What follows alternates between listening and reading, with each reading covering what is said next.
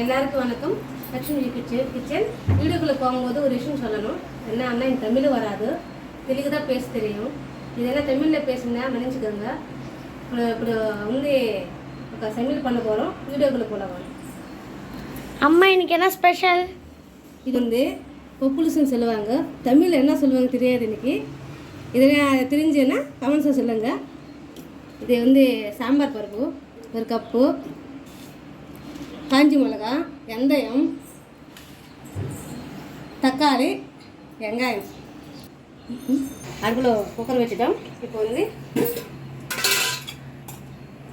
ஒரு spoon oil, காஞ்சிக்கு அப்புறம் காஞ்சி மிளகா, அப்புறம் வந்து வெந்தயம், கழுகு வச்சுட்டேன். அப்படி இது ஊற்றி வந்து தண்ணி ஊற்றுக்கலாம். ஒரு கிளாஸ் அவ்வளோ தண்ணி வேணுமோ அவ்வளோ தண்ணி ஊற்றணும். வெங்காயம், தக்காளி, அரை ஸ்பூன் மஞ்சள் தூள், புளி நல்லா கழுவி எடுத்துட்டாங்க. பெருங்காயம்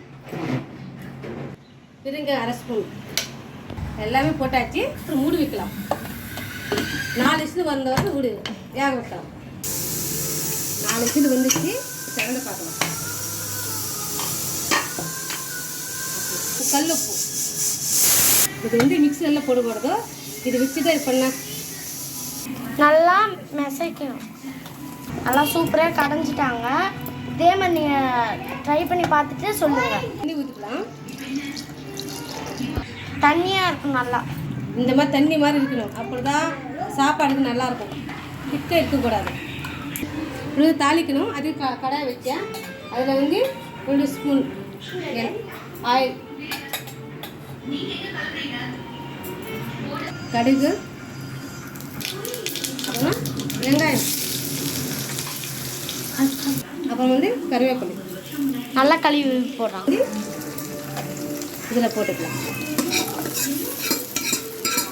இப்போ குழம்பு தாளிச்சாச்சு. இப்போ வந்து கொதி வைக்கணும் கொஞ்சம் நேரம். நல்லா கொதிச்சிருச்சு. இப்போ நம்ம வந்து சர்வ் பண்ணிக்கலாம். எம்மியான டேஸ்டியான, பார்க்குறதுக்கு எவ்வளோ நல்லா இருக்குது பாருங்கள். இந்த மாதிரி நீங்களும் செஞ்சு கமெண்ட்ஸில் சொல்லுங்கள். இட்லிக்கு, தோசைக்கு, சாப்பாடுக்கு எல்லாத்துக்குமே நல்லாயிருக்கும். ட்ரை பண்ணி பார்த்துட்டு கமெண்ட்ஸில் சொல்லுங்கள். இந்த மாதிரி வேறு ஏதாவது ட்ரை பண்ணணுன்னா கமெண்ட்ஸில் சொல்லுங்கள். எங்கள் அம்மா செய்வாங்க. நீங்களும் பண்ணி பாருங்கள். சப்போர்ட் பண்ணுங்கள், லைக் பண்ணுங்கள், ஷேர் பண்ணுங்கள், சப்ஸ்கிரைப் பண்ணுங்கள். என்னுடைய வீடியோ பார்க்கலாம். பாய்.